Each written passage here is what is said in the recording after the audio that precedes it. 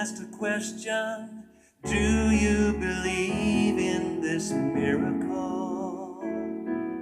How do you open blind eyes? How can a lame man start walking? What is the source of your strength?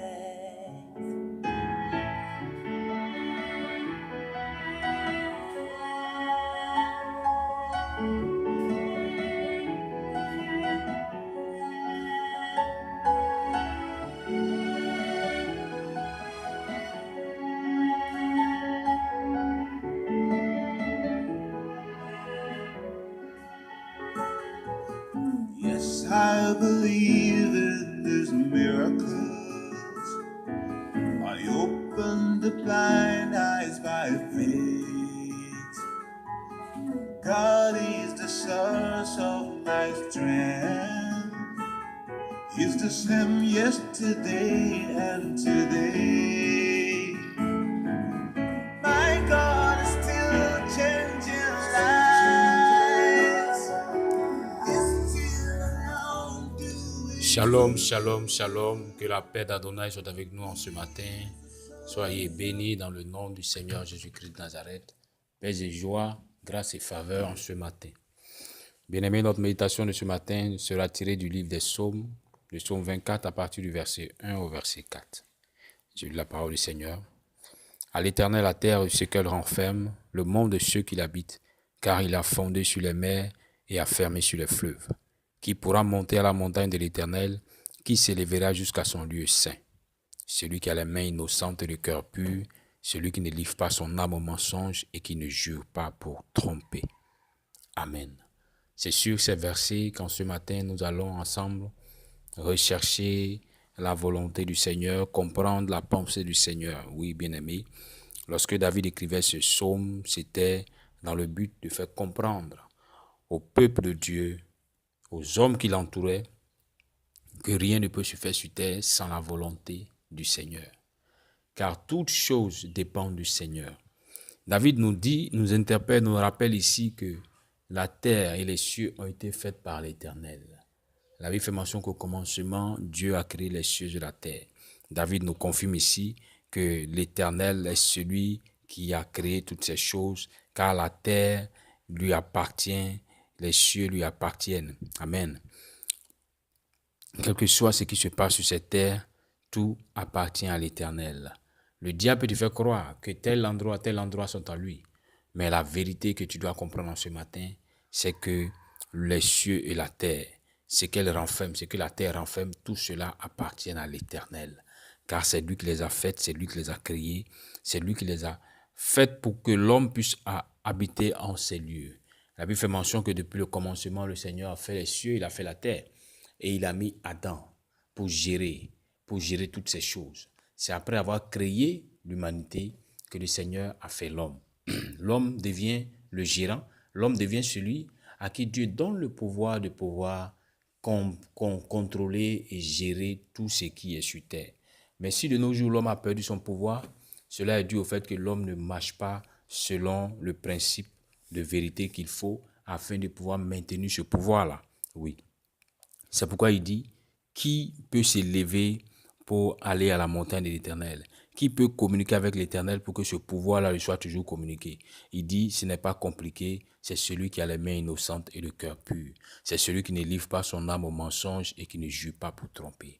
Bien-aimé, en ce matin, regarde dans ces versets et fais un bref bilan de ta vie, de ta marche avec le Seigneur. Est-ce que ton cœur est pur? Est-ce qu'en ce matin, quand tu regardes, est-ce que ton cœur est pur devant l'Éternel? Est-ce que dans ton cœur, il n'y a pas des zones d'ombre? Est-ce que dans ton cœur, il n'y a pas des zones qui ne glorifient pas l'Éternel? Il dit, celui qui a le cœur pur peut monter à l'Éternel, mais celui aussi qui a les mains innocentes, oui. Car souvent, nous disons être enfants de Dieu, mais nos actions ne sont pas à la gloire du nom du Seigneur. Souvent, nous disons marcher avec Dieu, mais nos actions que nous posons détruisent la réputation même de la parole de Dieu. Oui, car par nos actions, des hommes nous regardant témoignent qu'effectivement, nous ne sommes pas ce que nous disons. Nous ne sommes pas enfants de l'Éternel. Car celui qui est appelé de Christ, c'est qu'il vit Christ, c'est qu'il manifeste Christ. Alléluia. Quand ce matin, bien-aimé, ta vie commence à être celle qui ressemble à celui de ton maître, oui, à celui du Christ. Que ta vie soit semblable à celle du Christ, afin que tu manifestes Christ dans tes actions quotidiennement, instantanément, que tout ce que tu feras comme action soit des choses qui vont glorifier le nom du Seigneur, des choses qui vont ramener les hommes à se rappeler de ce que Christ a fait sur terre. Oui, mon frère, ma soeur. Que ton comportement ne soit pas semblable à ceux qui t'entourent, à ceux avec qui tu vis, à ceux qui sont dans ce monde, mais que ton comportement soit un témoignage vivant de la parole du Seigneur. Alléluia. Il dit, celui qui a le cœur pur, celui qui a les mains innocentes, celui qui ne jure pas pour tromper. Alléluia, alléluia. Bien-aimé, vous voyez, aujourd'hui, le mensonge est devenu quelque chose de si vous voulez, en griffe normale pour toutes ces personnes même qui traversent la porte même de l'église, qui vont aller même s'asseoir pour prier le Seigneur, pour invoquer le Seigneur. Mais le mensonge reste toujours présent dans leur vie. Ce n'est pas normal. Ce n'est pas du tout normal. Il faut que tu arrives à refuser cela. Vis dans la vérité. Ça peut être difficile pour ceux qui sont autour de toi, mais accepte de vivre que dans la vérité, de dire la vérité. Et tu verras que tu pourras aller à la montagne du Seigneur. Tu verras que tu pourras élever ta voix vers le trône et l'Éternel te répondra. Parce qu'il verra en toi une personne dont le cœur est pur, mais une personne dont de la bouche sort seulement que la vérité. Car c'est seule la vérité qui permet aux hommes d'être en harmonie avec Dieu. Regardez dans le jardin d'Éden, quand Adam a péché, et que l'Éternel venait, la Bible dit que la voix de l'Éternel est rentrée dans le jardin pour chercher, pour appeler Adam.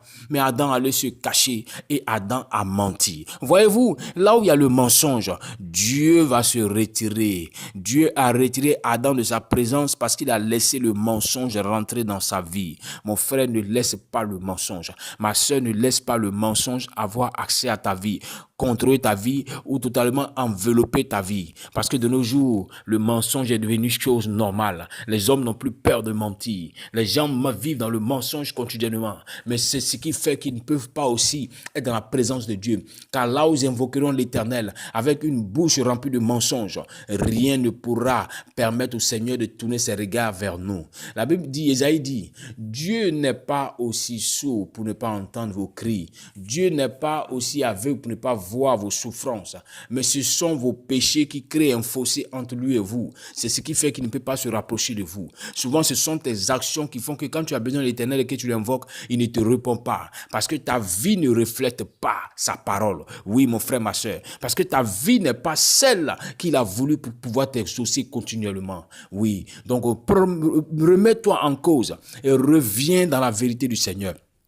Remets-toi en cause et laisse ton cœur être totalement purifié de toute impureté, purifié de tout ce qui n'est pas la gloire du Seigneur. Car si ton cœur n'est pas pur, il te sera difficile de recevoir du Seigneur certaines choses qu'il a préparées pour toi.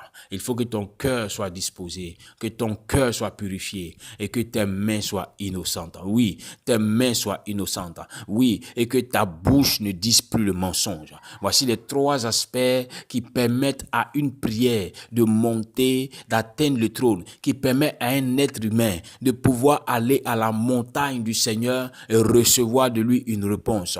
Que ton cœur soit purifié, que tes mains soient innocentes et que ta bouche dise la vérité. Oui, mon frère, ma soeur, si ces 3 aspects se matérialisent dans ta vie, tu verras que, quelles que soient les circonstances, là où tu élèveras la voix pour invoquer l'Éternel, il sera toujours présent pour te répondre. Car il entendra une voix pure, une voix de vérité, une voix qui est sanctifiée. Et en cela, il permettra que ces messagers descendent pour te répondre, pour t'apporter la réponse à la prière,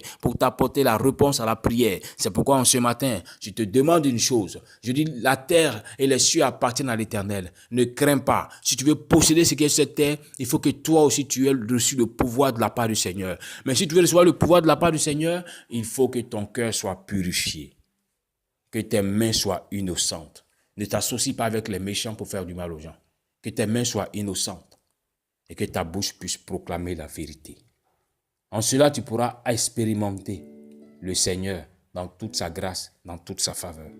En cela, tu pourras voir que tes prières monteront et elles descendront avec un exaucement continuel. C'est pourquoi en ce matin, je dis, mon frère, je dis ma soeur, le seul obstacle qui peut t'empêcher que tu expérimentes Dieu vient de toi-même. Remets-toi en cause. Transforme ta vie. Change les choses. Et tu verras que l'Éternel te manifestera sa grâce. Sois béni. Que sa grâce abonde dans ta vie en ce matin. Au nom de Christ Jésus. Amen.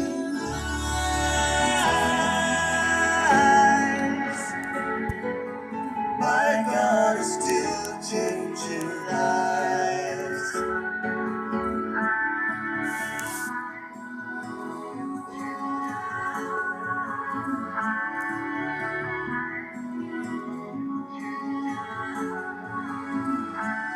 If any man is in Christ, he is a new creation. Old things are passed away. All things have become new.